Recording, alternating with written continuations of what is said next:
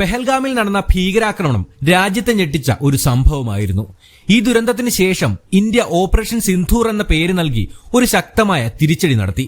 ഭീകരർക്കെതിരെ വിജയം നേടി. പക്ഷെ ലോക്സഭയിൽ നടന്ന ചർച്ചയിൽ കോൺഗ്രസ് നേതാവ് പ്രിയങ്ക ഗാന്ധി ഈ വിജയത്തെ അഭിനന്ദിക്കുന്നതിനു പകരം സർക്കാരിനെതിരെ ആരോപണങ്ങൾ ഉന്നയിച്ചുകൊണ്ടിരിക്കുകയാണ്. ഇന്റലിജൻസ് വീഴ്ച, ഉത്തരവാദിത്തം ഏറ്റെടുക്കാത്തത്, വൈകിയുള്ള നടപടി എന്നിവയാണ് പ്രധാന ആരോപണങ്ങൾ. എന്നാൽ ഈ ആരോപണങ്ങൾക്ക് എത്രത്തോളം വസ്തുതാപരമായിട്ടുള്ള അടിത്തറയുണ്ട്? മൻമോഹൻ സിംഗിന്റെ ഭരണകാലത്ത് ഇന്ത്യ മഹാരാജ്യം ഭീകരാക്രമണങ്ങൾ നേരിട്ടപ്പോൾ എന്ത് നടപടിയാണ് അന്ന് സ്വീകരിച്ചത്? 2004 മുതൽ 2014 വരെ മൻമോഹൻ സിംഗിന്റെ നേതൃത്വത്തിലുള്ള UPI സർക്കാർ ഭരിച്ച കാലത്ത് ഇന്ത്യ നിരവധി ഭീകരാക്രമണങ്ങൾ നേരിട്ടിരുന്നു. 2008 മുംബൈ ഭീകരാക്രമണം ഏറ്റവും ദാരുണമായ ഒന്നായിരുന്നു. 10 ഭീകരർ 4 ദിവസം നീണ്ട ആക്രമണത്തിൽ 166 പേരെ കൊലപ്പെടുത്തി.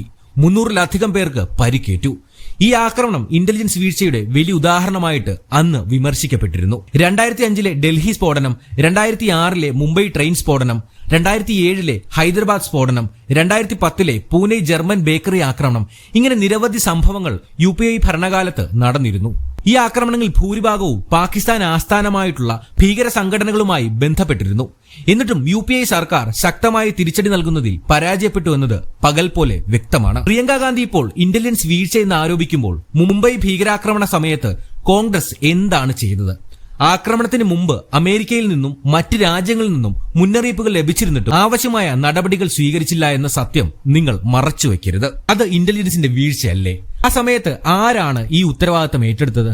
അന്ന് നടന്ന ആക്രമണങ്ങൾക്കൊന്നും ശക്തമായ തിരിച്ചടി പോലും നൽകാൻ ഇന്ത്യക്ക് സാധിച്ചില്ല എന്നത് വളരെ സങ്കടത്തോടുകൂടി മാത്രമേ നമുക്ക് പറയാൻ സാധിക്കൂ. പ്രിയങ്ക ഗാന്ധിയുടെ മറ്റൊരു ചോദ്യം ഇന്ത്യ വിജയം നേടിയിട്ടും എന്തിനാണ് യുദ്ധം നിർത്തിയത് എന്നാണ്. ഈ ചോദ്യം ഉന്നയിക്കുമ്പോൾ ഒരു യുദ്ധം നീണ്ടുപോകുന്നത് ഇന്ത്യക്ക് എന്ത് പ്രത്യാഘാതങ്ങൾ ഉണ്ടാക്കുമെന്ന് നോക്കേണ്ടതുണ്ട്. ഇന്ത്യ വളർന്നു വരുന്ന ഒരു സാമ്പത്തിക ശക്തിയാണ്. നമ്മുടെ സമ്പദ് വ്യവസ്ഥ, വിദ്യാഭ്യാസം, ആരോഗ്യം, അടിസ്ഥാന സൗകര്യങ്ങൾ ഇവയെല്ലാം സുസ്ഥിരമായ ഒരു സമാധാന അന്തരീക്ഷത്തെ ആശ്രയിച്ചിരിക്കുന്നു. ഒരു യുദ്ധം നീണ്ടുപോയാൽ സാമ്പത്തിക നഷ്ടം, മനുഷ്യ ജീവനുകളുടെ നഷ്ടം, അന്താരാഷ്ട്ര ബന്ധങ്ങളിലെ പ്രതിസന്ധികൾ എന്നിവ തീർച്ചയായിട്ടും ഉണ്ടാകും. പാകിസ്ഥാൻ മറുവശത്ത് സാമ്പത്തികമായി തകർന്ന ഒരു രാജ്യമാണ്. അവർക്ക് നഷ്ടപ്പെടാൻ ഒന്നുമില്ല.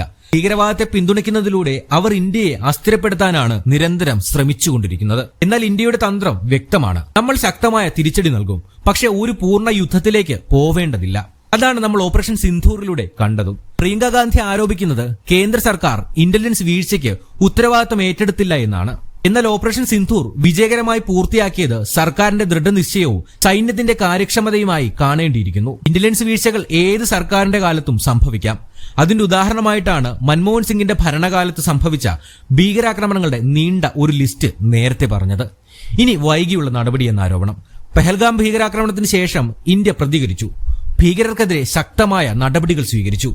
ഇത് വൈകിയുള്ള നടപടിയല്ല, മറിച്ച് തന്ത്രപരമായ ഒരു പ്രതികരണമാണ്. കോൺഗ്രസിന്റെ പ്രശ്നം അവർ ഈ വിജയത്തെ അംഗീകരിക്കാൻ തയ്യാറല്ല എന്നതാണ്.